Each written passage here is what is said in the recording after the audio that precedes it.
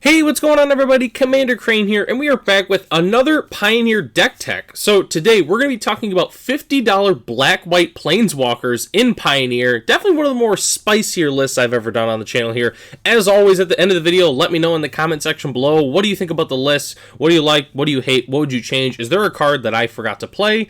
And as always, if there's a suggestion or a deck tech that you'd like to see in the near future, just let me know in the comment section below. Which leads us into our little intro here. So this deck was suggested by Patella DVT. He was like, hey, what if you did a black-white Planeswalkers list? And I'm like, you know what? We probably could make that work. So I always am looking in the comment section. I'm always looking at your guys' suggestions. So yeah, this deck was possible because of his suggestions. All right, we're going to hop into it here. Obviously, everybody wants to see the Planeswalkers. So what Planeswalkers are we playing? So we're playing 2 copies of Kaya Orzhov Usurper, 3 Gideon of the Trials, and 2 Gideon Ally of Zendikar. So Kaya is just a good early drop Planeswalker. You can get a lot of value from it. The exiling effect on graveyards can be absolutely huge, especially in the right matchup. The -1 is really good at getting rid of like early plays, like an elf or whatever. And then the -5 is not, you're not going to be activating it a lot, but it is something that you definitely can do. Gideon of the Trials and Gideon Ally Zendikar obviously pair very well together, especially with Gideon of the Trials with his 0 getting the emblem.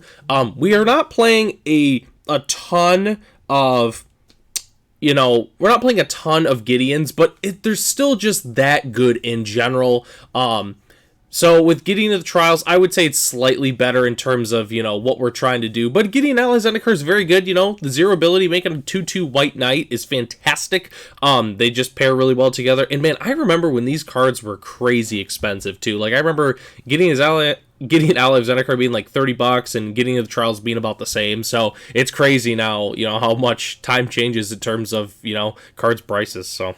But anyways, let's check out the rest of the Planeswalkers that we're playing. We're also playing 2 Elspeth Sun's Champion and 2 the Eternal Wanderers. So these Planeswalkers are fantastic. Once we get them on the battlefield, it's going to be huge. I mean, we're going to start taking over the game. Obviously, for those who played Standard back in the day, you all know what Elspeth Sun's Champion does when you get to untap with it. The Eternal Wanderer is a very new Planeswalker, but is still absolutely fantastic. One of the biggest, bombs in Limited you could ever play, but it is still very, very good in 60 cards. So, very excited to be able to play that. And then as our last Planeswalker synergy card, we're playing 3 Oath of Kaya.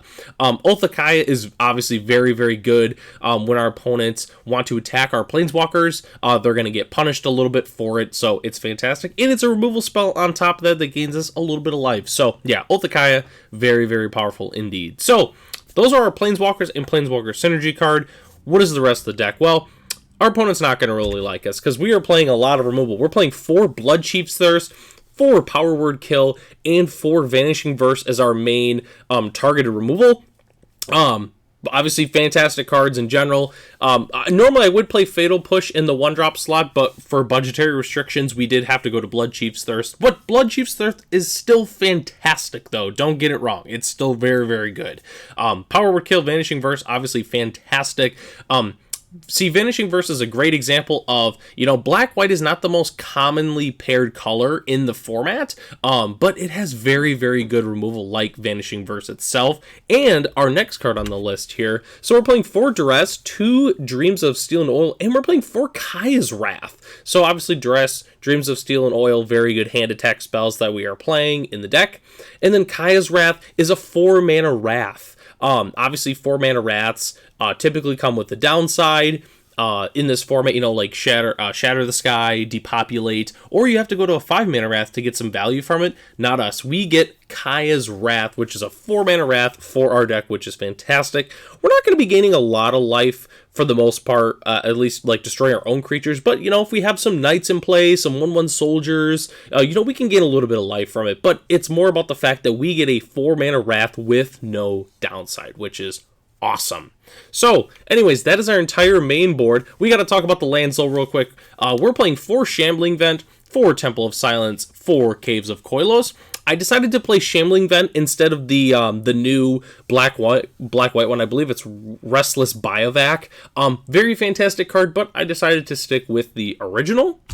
we're also playing 4 Scoured Barrens, 4 Plains, and 4 Swamp. Obviously, as our spicy basic land of the day, I decided to play the War of the Spark ones just because, you know, tons of Planeswalkers, obviously, with War of the Spark, so I thought it was very on theme to play those ones. So, that's our entire main board here. We're going to hop into our sideboarding guide here. So, obviously, the staples, Graveyard Hate, like Rest in Peace or Tormod's Crypt.